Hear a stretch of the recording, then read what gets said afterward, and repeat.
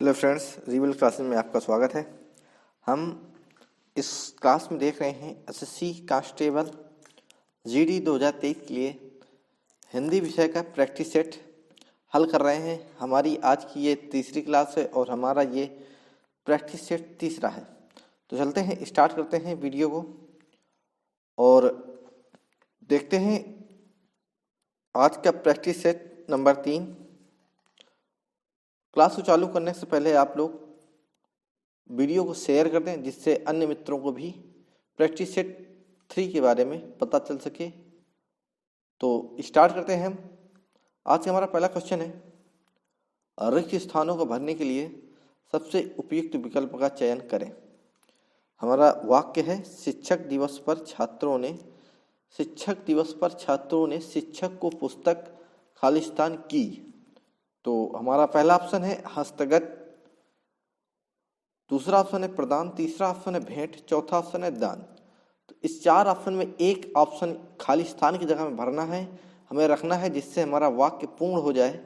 तो आपको बताना है कि इन 4 विकल्पों में कौन सा वाक्य यहाँ पर भरा जाएगा।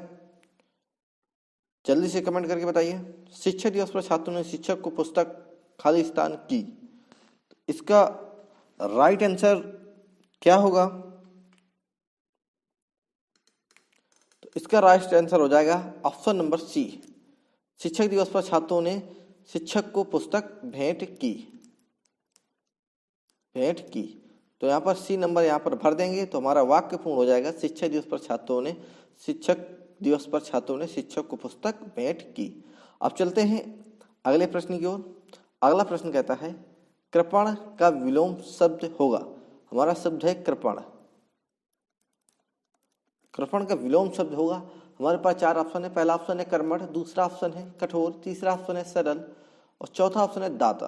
तो आपको कृपण का अगर विलोम शब्द पता है तो आप कमेंट बॉक्स पर बता सकते हैं कृपण का विलोम शब्द क्या होगा।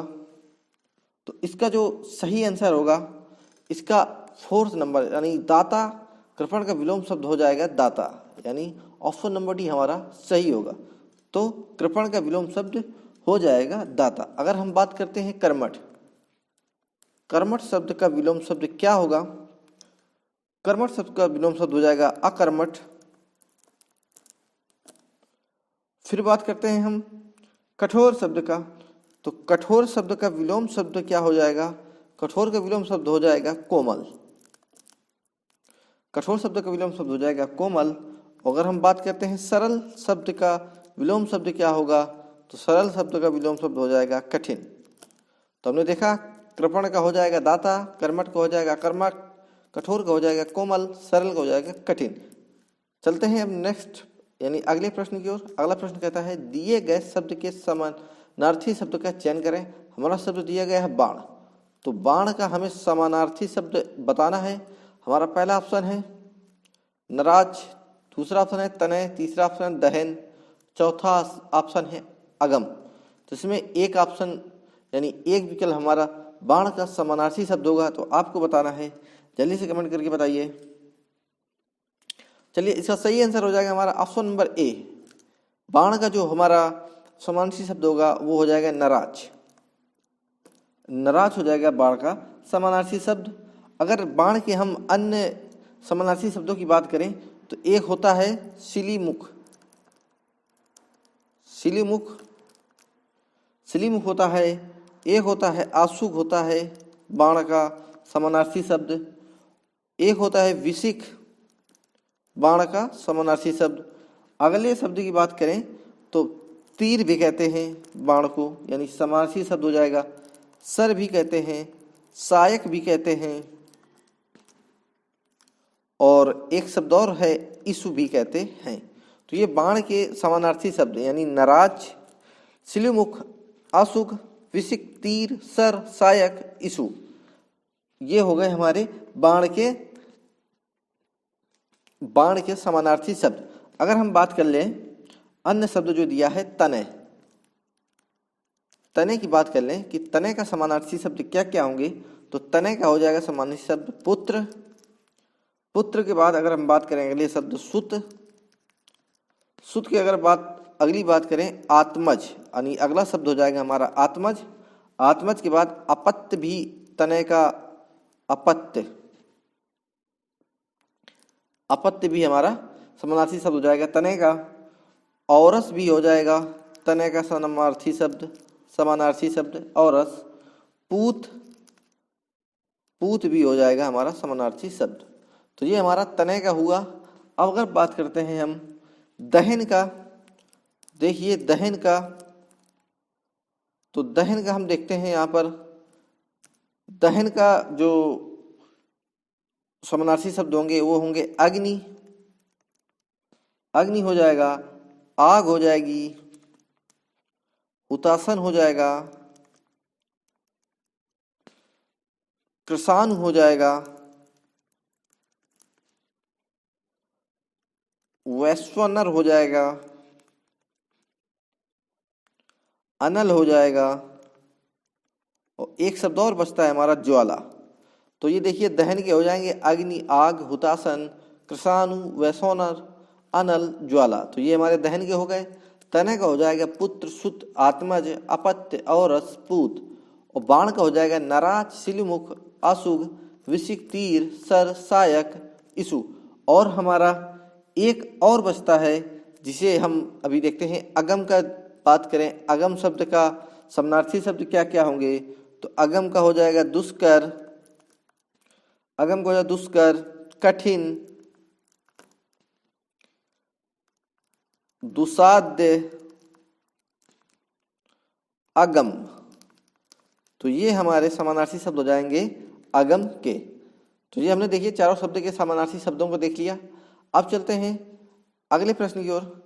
अगला प्रश्न हमारा कहता है पंकज किसका पर्यायवाची है। चार ऑप्शन है। पहला ऑप्शन है वस्त्र, दूसरा ऑप्शन है किरण, तीसरा ऑप्शन है कमल, चौथा ऑप्शन है आंख। तो पंकज का आपको पर्यायवाची बताना है। जल्दी से कमेंट करके बताइए हमें पंकज का पर्यायवाची क्या होगा। चलिए इसका सही आंसर देखते हैं। इसका सही आंसर हो जाएगा ऑप्शन नंबर सी, यानी तीसरा ऑप्शन कमल। तो पंकज का जो पर्यायवाची शब्द होगा वो हो जाएगा कमल। पंकज का जो पर्यायवाची शब्द हो जाएगा वो हो जाएगा कमल। अगर इसके अन्य पर्यायवाची शब्द देखते हैं पंकज के, तो कमल के साथ साथ राजीव, राजीव, सरोज, सरसिज, सरसिज, जलज, और जलज के बाद अंबुज, और अंबुज के बाद हम एक शब्द और लेते हैं नलिन। तो ये हमारे पंकज के पर्यायवाची शब्द कौन कौन से हो जाएंगे, कमल, राजीव, सरोज, सरसिज, जलज, अंबुज, नलिन। तो ये हमारा पंकज के पर्यायवाची हुए शब्द देखा। अब बात करते हैं जो अन्य शब्द दिए गए हैं। अगर बात करें हम किरण की, तो किरण के हमारे पर्यायवाची शब्द क्या क्या होंगे। तो किरण का हमारा पर्यायवाची एक हो जाएगा मयूख, अंश, मयूख, अंश, रश्मि, मरीच,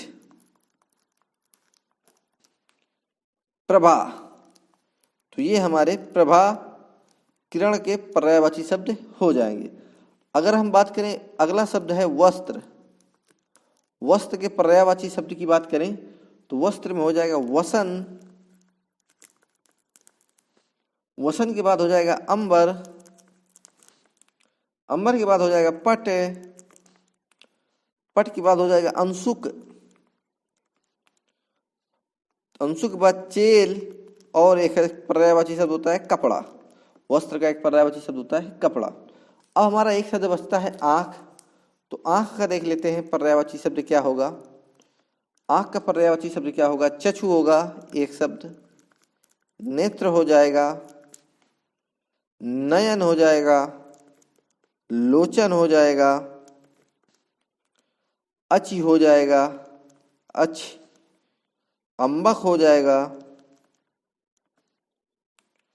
और एक शब्द और बचता है विलोचन, भी आंख का पर्यायवाची शब्द हो जाएगा। तो हमने चारों शब्दों के पर्यायवाची शब्द देख लिए, पंकज, किरण, वस्त्र और आंख के हमने पर्यायवाची शब्द देख लिए। अब चलते हैं अगले क्वेश्चन की ओर, अगले प्रश्न की ओर। अगला प्रश्न कहता है सही वर्तनी वाले शब्द का चयन करें। देखिए स्थायित्व पहला ऑप्शन, स्थायित्व दूसरा ऑप्शन, स्थायित्व तीसरा ऑप्शन है और स्थायित्व चौथा ऑप्शन है। तो आपको इसमें बताना है सही वर्तनी किस शब्द की यहाँ पर सही वर्तनी है। सही आंसर आप कमेंट बॉक्स पर टाइप कर सकते हैं, बता सकते हैं इस क्वेश्चन का सही आंसर क्या होगा या इस प्रश्न का सही उत्तर क्या होगा। चलिए इसे देखते हैं। इसका सही उत्तर हो जाएगा हमारा ऑप्शन नंबर 4 यानी डी, स्थायित्व। यही हमारा शुद्ध वर्तनी वाला शब्द है। बाकी जो अन्य शब्द दिए गए हैं वो वर्तनी की दृष्टि से अशुद्ध है। चलते हैं अगले प्रश्न की ओर। अगला प्रश्न कहता है खून का घूंट पीना मुहावरे का सही अर्थ है। तो खून का घूंट पीना ये हमारा मुहावरा है, इसका सही अर्थ बताना है। हमारे पास 4 ऑप्शन है। पहला ऑप्शन है अत्यंत क्रोधित होना, दूसरा ऑप्शन है भयभीत होना, तीसरा ऑप्शन है घृणा, चौथा ऑप्शन है गुस्सा पचा जाना। तो इसमें आपको खून का घूंट पीने मुहावरे का सही अर्थ बताना है। कौन सा ऑप्शन सही होगा जल्दी से कमेंट बॉक्स पर बताइए। चलिए इसका सही आंसर हो जाएगा हमारा ऑप्शन नंबर डी, गुस्सा पचा जाना, यानी गुस्सा को पचा जाना, ऑप्शन नंबर डी। अगर हम इसके वाक्य प्रयोग की बात करें, वाक्य प्रयोग की बात करें तो खून का घूंट पीना वाक्य प्रयोग किस तरह होगा, उसकी हरकतें देखकर, उसकी हरकतें देखकर मैं बस खून के घूंट पीता रहा। तो इस मुहावरे का वाक्य प्रयोग हो जाएगा उसकी हरकतें देखकर मैं बस खून के घूंट पीता रहा।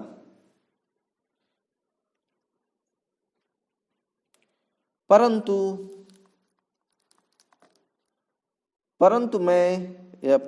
उसे कुछ ना कह सका। ये हमारा पूरा वाक्य प्रयोग होगा। अब चलते हैं अगले प्रश्न की ओर।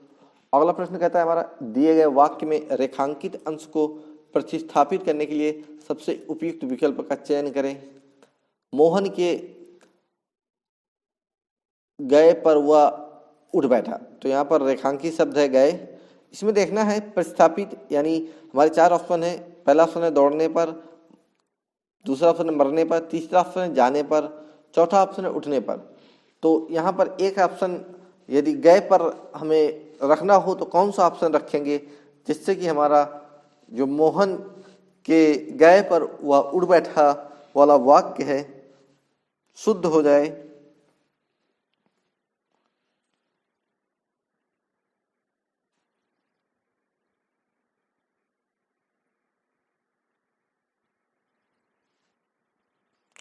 चलिए यहाँ पर जो गए पर जो त्रुटि है वो त्रुटि हमारी क्रिया संबंधी अशुद्धि है, क्रिया संबंधी अशुद्धि है, क्रिया संबंधी अशुद्धि है। तो इसका ऑप्शन नंबर सी हमारा सही हो जाएगा। तो हमारा जो शुद्ध वाक्य बनेगा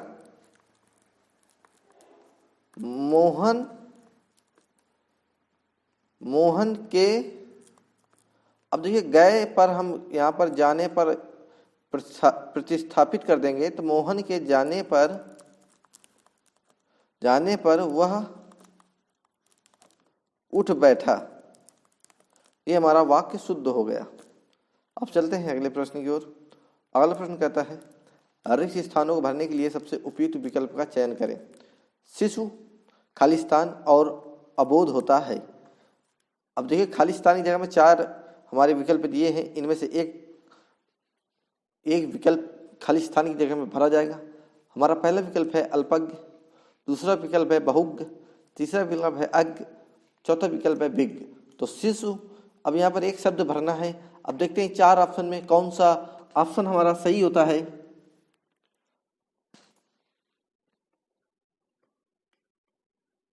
तो इसमें हमारा ऑप्शन नंबर सी सही हो जाएगा। शिशु अज्ञ और अबोध होता है, अज्ञ और अबोध होता है। ये हमारा वाक्य यहाँ पर पूर्ण हुआ। चलते हैं अगले प्रश्न की ओर। अगला प्रश्न कहता है दिए गए वाक्यांश के लिए एक शब्द दीजिए। अपने पास रखी हुई दूसरे की वस्तु क्या कहलाती है, यानी अपने पास रखी हुई वस्तु अपने पास रखी हुई दूसरे की वस्तु क्या कहलाती है। हमारे पास 4 ऑप्शन है। पहला ऑप्शन है धरनी, दूसरा ऑप्शन है धरोहर, तीसरा ऑप्शन है धनज्ञ, चौथा ऑप्शन है धराऊं। तो आपको इसमें एक ऑप्शन चुनना है जो अपने पास रखी हुई दूसरे की वस्तु के लिए एक शब्द है। तो बताइए इसका सही आंसर क्या होगा। तो इसका सही आंसर हो जाएगा धरोहर। ऑप्शन नंबर बी हमारा राइट आंसर हो जाएगा, धरोहर। धरोहर हमारा यहाँ पर सही आंसर या सही उत्तर हो जाएगा। अब चलते हैं अगले प्रश्न की ओर। अगला प्रश्न कहता है दिए गए शब्द का विलोम चुनिए। दिए गए शब्द का विलोम चुनिए। हमारा शब्द दिया है जाति, तो हमें जाति का विलोम शब्द बताना है। ऑप्शन पहला है सजाति, दूसरा ऑप्शन है अजाति, तीसरा ऑप्शन है विजाति, चौथा ऑप्शन है प्रजाति। तो जाति का विलोम शब्द बताइए, जल्दी से कमेंट करिए। चलिए इसका सही आंसर हो जाएगा ऑप्शन नंबर सी, विजाति। तो जाति का विलोम शब्द हो जाएगा विजाति। जाति का विलोम शब्द हो जाएगा विजाति। और विलोम शब्द वो होते हैं जो किसी शब्द का विपरीत अर्थ देते हैं। अब चलते हैं हम अगले प्रश्न की ओर। अगला प्रश्न कहता है दिए गए वाक्य में रेखांकित अंश को प्रतिस्थापित करने के लिए सबसे उपयुक्त विकल्प का चयन करें। पृथ्वी का रूप गोल है, तो यहाँ पर रूप की जगह में हम क्या रखें, प्रारूप। ऑप्शन नंबर ए है प्रारूप, ऑप्शन नंबर बी है स्वरूप, ऑप्शन नंबर सी है प्रकार, ऑप्शन नंबर डी है आकार। तो रूप की जगह में कौन सा शब्द यहाँ पर सही से प्रतिस्थापित हो जाएगा आपको बताना है। चलिए इसका सही आंसर हो जाएगा हमारा आकार, यानी ऑप्शन नंबर डी। अगर हम पृथ्वी का आकार गोल है, यानी पृथ्वी का आकार गोल है, हम कह सकते हैं पृथ्वी का आकार गोल है। चलते हैं अगले प्रश्न की ओर। अगला प्रश्न कहता है धन से संबंध रखने वाला वाक्यांश के लिए एक शब्द होगा। धन से संबंध रखने वाले के लिए एक शब्द कौन सा होगा। ऑप्शन यानी ए नंबर हमारा है संपत्ति शास्त्र, बी नंबर है भौतिक, सी नंबर है आर्थिक, डी नंबर है अर्थशास्त्र। तो धन से संबंध रखने वाला वाक्यांश के लिए हमारा एक शब्द क्या होगा जो सबसे उपयुक्त हो।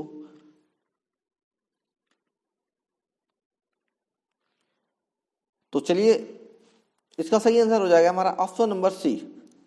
धन से संबंध रखने वाले को के लिए हमारा एक शब्द क्या हो जाएगा, आर्थिक। आर्थिक हो जाएगा। अब देखते हैं यहाँ पर अन्य शब्द यानी भौतिक की बात करें तो भौतिक के लिए हमारा वाक्यांश क्या हो जाएगा, शरीर या संसार। शरीर या संसार से संबंध रखने वाला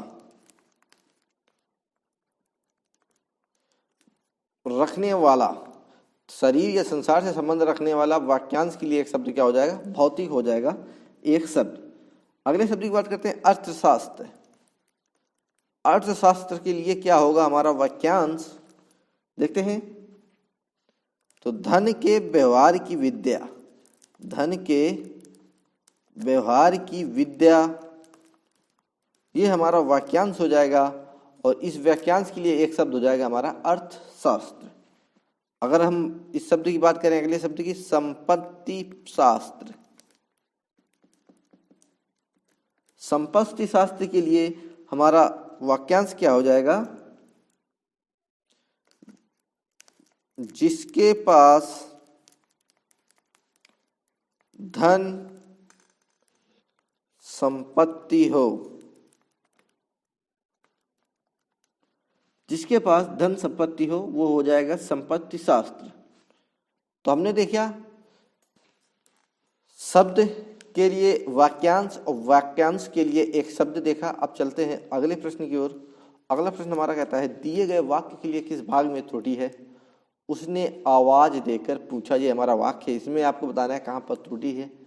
हमारा ऑप्शन नंबर ए है आवाज, दूसरा ऑप्शन है उसने, तीसरा ऑप्शन है पूछा, चौथा ऑप्शन है देकर। तो आप जल्दी से कमेंट बताइए कि उसने आवाज देकर पूछा में वाक्य में कहाँ पर त्रुटि है, किस शब्द पर त्रुटि है?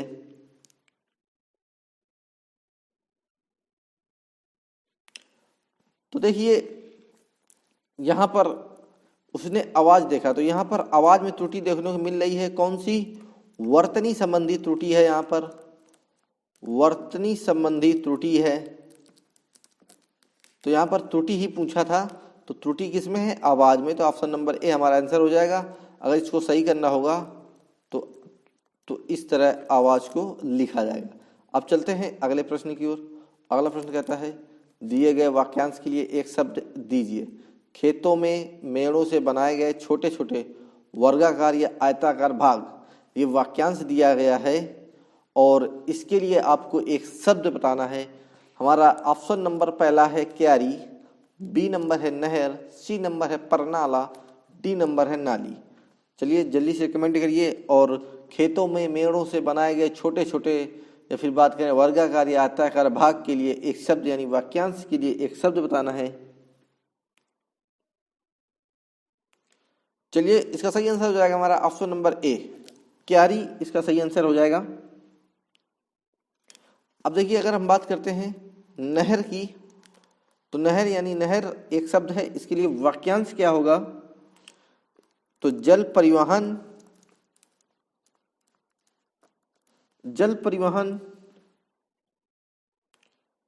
तथा स्थानांतरण, जल परिवहन तथा स्थानांतरण की मानव निर्मित संरचना, ये हमारा वाक्यांश हो जाएगा। अब वाक्यांश के लिए एक शब्द हो जाएगा नहर, यानी जल परिवहन तथा स्थानांतरण की मानव निर्मित संरचना के लिए एक शब्द हो जाएगा नहर।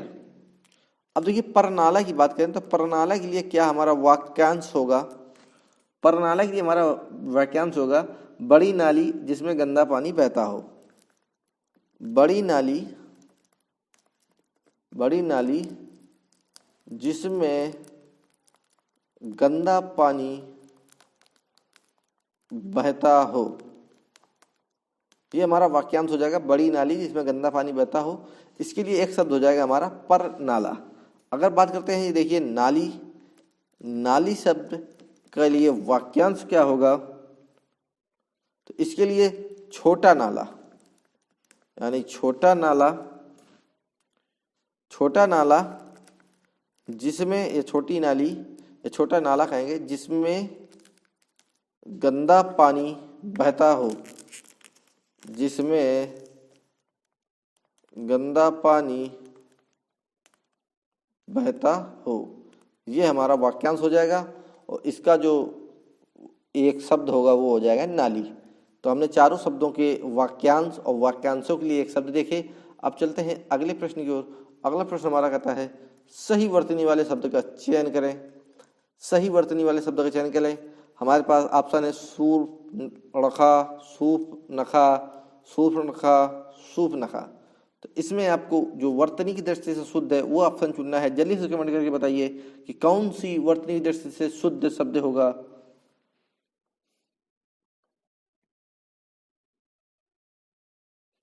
चलिए हम इसका आंसर बताते हैं। इसका आंसर हो जाएगा ऑप्शन नंबर ए, सूपनखा, जो कि वर्तनी की दृष्टि से शुद्ध है। वर्तनी शुद्ध है, बाकी अन्य विकल्पों की वर्तनी की दृष्टि से अशुद्धि है। अब बात करते हैं अगले क्वेश्चन या अगले प्रश्न की ओर।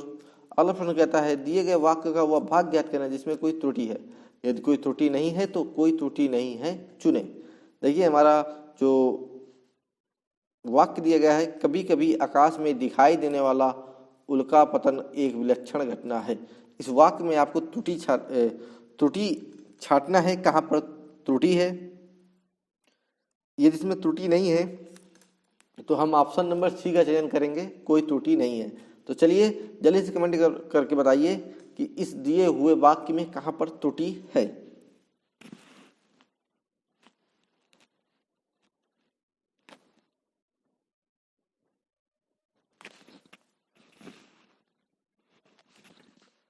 देखिए यहाँ पर ऑप्शन नंबर डी हो जाएगा आंसर हमारा उत्तर। उल्का पतन एक विलक्षण घटना में हमारा जो उल्का पतन है, यहाँ पर वर्तनी संबंधी अशुद्धि है। अगर हम इसे शुद्ध करना चाहें तो ये हो जाएगा उल्का पतन की जगह में होता है, उल्का पतन की जगह में होता है उल्कापात। उल्कापात एक विलक्षण घटना है। तो अगर हम शुद्ध वाक्य की बात करें, शुद्ध वाक्य की बात करें तो कभी कभी आकाश में दिखाई देने वाला अब यहाँ पर देखिए हमने उल्का पतन बताया, वर्तनी अशुद्धि है तो इसकी वर्तनी डालेंगे, वर्तनी में सुधार करेंगे तो उसकी जगह में हो जाएगा उल्कापात। उल्कापात एक विलक्षण घटना है, विलक्षण घटना है। ये हमारा शुद्ध वाक्य हुआ। चलते हैं अगले प्रश्न की ओर। अगला प्रश्न कहता है दिए गए वाक्य में रेखांकित खंड को प्रतिस्थापित करने के लिए सबसे उपयुक्त विकल्प का चयन करें। यदि इसे प्रतिस्थापित करने की आवश्यकता नहीं है तो विकल्प किसी बदलाव की आवश्यकता नहीं का चयन करें।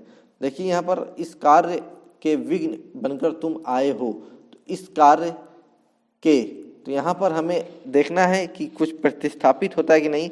ऑप्शन नंबर पहला यानी ए ऑप्शन कहता है इस कार्य में, बी ऑप्शन कहता है इस कार्य की, सी ऑप्शन कहता है इस कार्य का, डी ऑप्शन कहता है किसी बदलाव की आवश्यकता नहीं है। तो जल्दी से कमेंट करके बताइए कि ऑप्शन नंबर कौन सा यहाँ पर सही होगा। जल्दी से कमेंट करके बताइए कि क्वेश्चन नंबर 17 का कौन सा यहाँ पर आंसर होगा।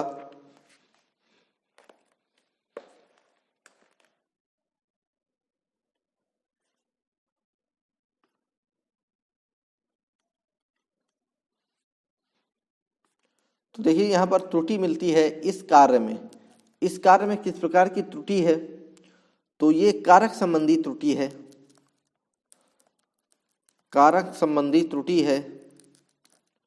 अगर हम इसके शुद्ध वाक्य की बात करें, शुद्ध वाक्य क्या होना चाहिए, तो शुद्ध वाक्य होना चाहिए इस कार्य में विघ्न बनकर, इस कार्य में विघ्न बनकर तुम आए हो, तुम आए हो। तो देखिए इस कार्य के, तो यहाँ पर प्रतिस्थापित क्या होगा, ऑप्शन नंबर ए इस कार्य में, इस कार्य में प्रतिस्थापित कर देंगे तो हमारा वाक्य शुद्ध हो जाएगा। चलते हैं अगले प्रश्न की ओर। अगला प्रश्न कहता है रिक्त स्थान को भरने के लिए सबसे उपयुक्त शब्द का चयन करें। चलिए देखते हैं। सफलता पाने के लिए कठोर खाली स्थान करना पड़ता है। सफलता पाने के लिए कठोर, अब खाली स्थान की जगह में हमारे 4 विकल्प दिए गए हैं, इनमें से एक शब्द खाली स्थान की जगह में भरना है जिससे हमारा वाक्य पूरा हो जाएगा। पहला ऑप्शन दिया है इसमें श्रम, दूसरा ऑप्शन दिया है आवागमन, तीसरा ऑप्शन दिया गया है अनुशासन और चौथा ऑप्शन दिया गया है अध्ययन। तो आपको बताना है कि इसमें सही वाक्य क्या भरा जाएगा। तो देखते हैं, सफलता पाने के लिए कठोर आवागमन करना पड़ता है, ये बिल्कुल गलत हो जाएगा। अनुशासन करना पड़ता है, गलत हो जाएगा। अध्ययन करना पड़ता है, गलत हो जाएगा। तो सफलता पाने के लिए कठोर क्या करना पड़ता है, श्रम करना पड़ता है। तो ऑप्शन नंबर ए हमारा यहाँ पर सही हो जाएगा। अब चलते हैं अगले प्रश्न की ओर। अगला प्रश्न कहता है दिए गए वाक्य का वह भाग ज्ञात करें जिसमें कोई त्रुटि नहीं है। यदि कोई त्रुटि नहीं है तो कोई त्रुटि नहीं वाला ऑप्शन चुने। चलिए देखते हैं। महेश जी बता रहे थे कि उनका भतीजा अपने लक्ष्य पर नजर रखते हैं। तो आपको इस वाक्य पर कहाँ त्रुटि है ये बताना है। तो महेश जी बता रहे थे कि उनका भतीजा अपने लक्ष्य पर नजर रखते हैं। हमारा पहला विकल्प दिया है कि उनका भतीजा, बी नंबर दिया है महेश जी बता रहे थे, सी नंबर दिया है अपने लक्ष्य पर नजर रखते हैं और डी दिया है कोई त्रुटि नहीं है।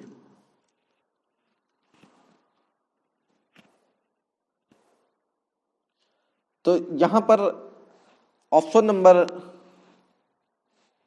सी पर त्रुटि, यहां पर हमारा आंसर हो जाएगा सी नंबर, यानी अपने लक्ष्य पर नजर रखते हैं। तो अपने लक्ष्य पर नजर रखते हैं, यहां पर त्रुटि है, यहां पर त्रुटि है। अपने लक्ष्य पर नजर रखते हैं, यहां पर त्रुटि है।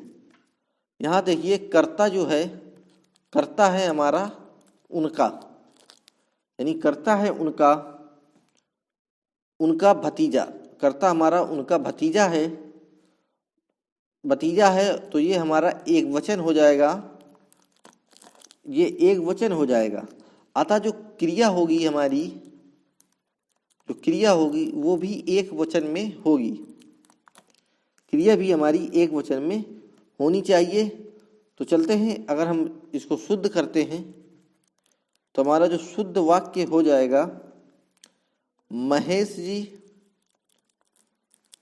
जी बता रहे थे, महेश जी बता रहे थे कि उनका भतीजा अपने अपने लक्ष्य पर नजर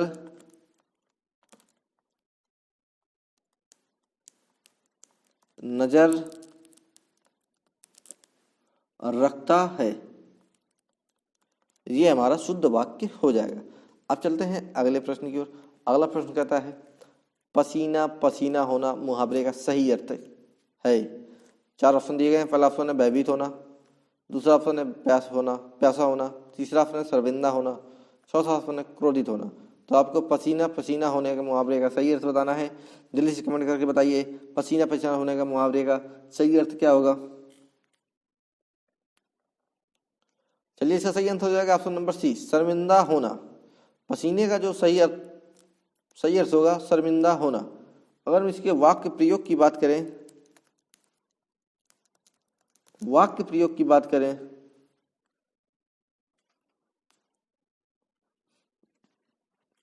तो देखिए, इसका राम किशोर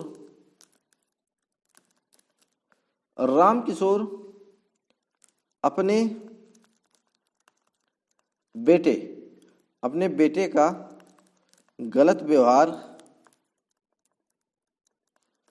बेटे का गलत व्यवहार देखकर सबके सामने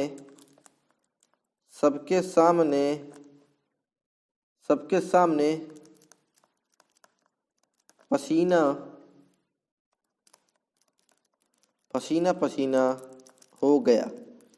ये पसीना पसीना होने मुहावरे का हमने वाक्य प्रयोग देखा, और इस मुहावरे का जो सही अर्थ होगा शर्मिंदा होना। अब चलते हैं अगले प्रश्न की ओर। अगला प्रश्न हमारा है, निर्देश है 21 से 25 दिए गए अनुच्छेद में से कुछ शब्द हटा दिए गए हैं। दिए गए विकल्पों की सहायता से रिक्त स्थान भरें। प्रत्येक संख्या के लिए सबसे उपयुक्त विकल्प का चयन करें। अब देखिए, भारत के गांव विकल्प हमारा यहाँ पर खाली स्थान है 1 नंबर, तो यहाँ पर 21 नंबर देते हैं। गद्यांश के रिक्त स्थान 1 के लिए सर्वाधिक उपयुक्त शब्द होगा। हमारा ऑप्शन है, पहला ऑप्शन है शहरों, दूसरा ऑप्शन है प्रकृति, तीसरा ऑप्शन है राज्य, चौथा ऑप्शन है त्रिलोक। तो भारत के गांव शहरों के मनोरम स्थल हैं, क्या ये सही होगा। भारत के गांव प्रकृति के मनोरम स्थल हैं, कि ये सही होगा। कि भारत के गांव राज्य के मनोरम स्थल हैं, ये सही होगा। कि भारत के गांव त्रिलोक के मनोरम स्थल हैं, कि ये सही होगा। तो इसमें हमारा ऑप्शन नंबर बी सही हो जाएगा। भारत के गांव यानी प्रकृति के मनोरम स्थल हैं। अब चलते हैं वहां का निवासी प्रकृति की। अब देखिए, दूसरे खाली स्थान पर क्या भरा जाएगा। तो यहाँ पर प्रश्न नंबर हमारा 22 में कहा है कि गद्यांश के रिक्त स्थान के लिए सर्वाधिक उपयुक्त शब्द क्या होगा। तो देखिए, ऑप्शन नंबर 1 है गोद, ऑप्शन नंबर बी है साथ, ऑप्शन नंबर सी है छांव, ऑप्शन नंबर डी है हाथ। तो इसके लिए हमारा जो सर्वाधिक जो उपयुक्त शब्द होगा क्या होगा। तो यहाँ पर हमारा आंसर हो जाएगा गोद। तो यहाँ पर गोद भर देंगे, यानी वहाँ का निवासी प्रकृति की गोद में ही पल रहा है। ये हमारा बिल्कुल ही सटीक शब्द यहाँ पर बैठ जाता है। अब चलते हैं, परंतु तीसरा खाली स्थान देखते हैं। तो प्रश्न नंबर 23 में देखते हैं, गद्यांश के रिक्त स्थान के लिए सर्वाधिक उपयुक्त शब्द होगा शारीरिक, आर्थिक, मानसिक, राजनीतिक। यानी ऑप्शन नंबर 1 शारीरिक है, ऑप्शन नंबर बी है आर्थिक, और ऑप्शन नंबर सी है मानसिक, और ऑप्शन नंबर डी है राजनीतिक। तो परंतु यहाँ पर खाली स्थान में शारीरिक भरा जाएगा, आर्थिक या मानसिक या राजनीतिक? जल्दी से कमेंट करके बताइए।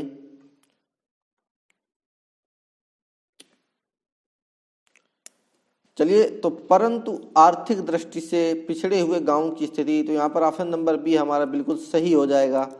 यहाँ पर आर्थिक दृष्टि भर दिया जाएगा, यानी आर्थिक भर दिया जाएगा। तो आर्थिक दृष्टि से पिछड़े हुए गांव की स्थिति अत्यंत ही। अब देखिए फिर से खाली स्थान आ गया, तो हम अगले क्वेश्चन यानी क्वेश्चन नंबर 24 में देखते हैं। गद्यांश के स्थान के लिए सर्वाधिक उपयुक्त शब्द होगा स्तरीय, संपन्न, कठिन, दयनीय। यानी ऑप्शन नंबर ए है स्तरीय, ऑप्शन नंबर बी है संपन्न, ऑप्शन नंबर डी है कठिन, ऑप्शन नंबर सी है कठिन, ऑप्शन नंबर डी है दयनीय। तो देखना है इसमें खाली स्थान 4 में क्या भरा जाएगा, कौन सा शब्द हमारा उपयुक्त होगा इसमें। तो चलिए देखते हैं। अगर हम बढ़ते हैं, पहला स्तरीय है, तो गांव की स्थिति अत्यंत स्तरीय है, तो बिल्कुल गलत हो जाएगा। गांव की स्थिति संपन्न है, ये भी गलत हो जाएगा। यहाँ पर गांव की स्थिति अत्यंत ही कठिन है, ये भी गलत हो जाएगा। तो हमारा एक ही बचता है लास्ट ऑप्शन डी, दयनीय। तो गांव की स्थिति अत्यंत ही कैसी है, दयनीय है, क्योंकि वहाँ के लोग, अब देखिए लास्ट क्वेश्चन बचा हमारा, वहाँ के लोग। अब देखेंगे अगला खाली स्थान 25वें नंबर पर, यानी 25वें प्रश्न पर गद्यांश के रिक्त स्थान 5 के लिए सर्वाधिक उपयुक्त शब्द होगा। तो क्योंकि वहाँ के लोग प्रकृति, कृषि, सरकार, पंचायत, ये हमारे 4 ऑप्शन दिए गए हैं। इनमें से एक शब्द भरना है खाली स्थान की जगह में, कौन सा उपयुक्त होगा। तो देखिए वहाँ, क्योंकि वहाँ के लोग प्रकृति पर निर्भर रहते हैं, बिल्कुल गलत। अब देखिए वहाँ के लोग कृषि पर, बिल्कुल सही है, भारत के लोग कृषि पर निर्भर हैं। तो ऑप्शन नंबर यहाँ पर बी हमारा सही हो जाएगा। तो यहाँ पर हम कृषि भर देंगे। तो ये हमारे आज के प्रैक्टिस से 3 के 25 क्वेश्चन हमने यहाँ पर कराए।